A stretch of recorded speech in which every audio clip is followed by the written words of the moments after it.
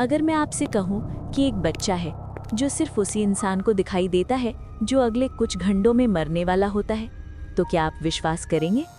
और अगर मैं ये भी कहूँ कि उस बच्चे को देखने के बाद किसी एक इंसान ने भी जिंदा रहना हासिल नहीं किया?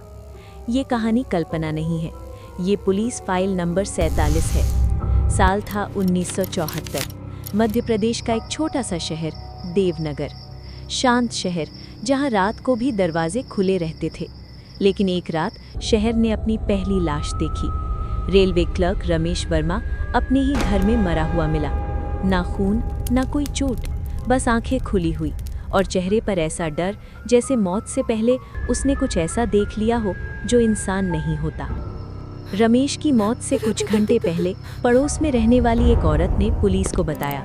उसने एक बच्चे को देखा था, 6 साल का, बहुत ज्यादा सफ़ेद चेहरा और हाथ में एक पुरानी घड़ी। बच्चे ने सिर्फ इतना कहा, टाइम हो गया है। पुलिस ने इस बात को अफवाह समझकर नज़रअंदाज कर दिया। अगले 3 महीनों में देवनगर में 6 और कत्ल हुए। एक डॉक्टर, एक स्कूल प्रिंसिपल, एक म्यूनिसिपैलिटी अधिकारी, एक पंडित और एक कांस्टेबल। और हर कत्ल से पहले लोगों ने एक ही बात कही, एक बच्चा दिखाई दिया था।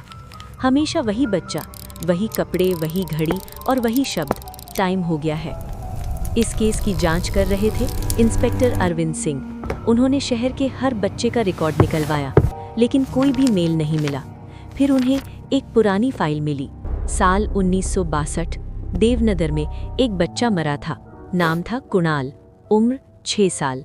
कुणाल अपने माता पिता के साथ रेलवे क्वार्टर में रहता था।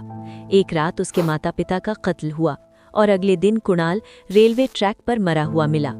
ये केस कभी सुलझाया नहीं गया। इंस्पेक्टर अरविंद ने एक बात नोटिस की, जो लोग मरे थे सब किसी न किसी तरह उस पुराने केस से जुड़े हुए थे। कोई गवाह था, कोई पुलिस में था और कोई चुप रह गया था। और अरविंद सिंह वही अधिकारी थे जिन्होंने 1962 में कुणाल का केस बंद किया था। एक रात इंस्पेक्टर अरविंद अपने घर में अकेले थे। घर की घड़ी रुकी हुई थी और हवा ठंडी थी। तभी दरवाज़ा खुला और वही बच्चा सामने खड़ा था। उसके हाथ में वही पुरानी घड़ी थी। उसने कहा, टाइम हो गया है। अरविंद चिल्लाए, मैंने तुम्हें नहीं मारा था। बच्चा मुस्कुराया और बोला, तुमने सच को मरने दिया था। मैं कत्ल नहीं करता, मैं सिर्फ याद दिलाता हूँ उन लोगों को जिन्होंने पहले कत्ल होने दिया था। अगली सुबह इंस्पेक्टर अरविंद अपने घर में मरे हुए मिले। उनके हाथ में वही घड़ी थी। घड़ी पर लिखा था, टाइम कभी रुकता नहीं। आज भी देवनगर के लोग कहते हैं, अगर कभी रात में कोई बच्चा आपसे पूछे टाइम हो गया है, तो पीछे मुड़कर मत देखना, क्योंकि उस बच्चे का दिखाई देना इस बात का मतलब होता है कि आपका समय पूरा हो चुका है।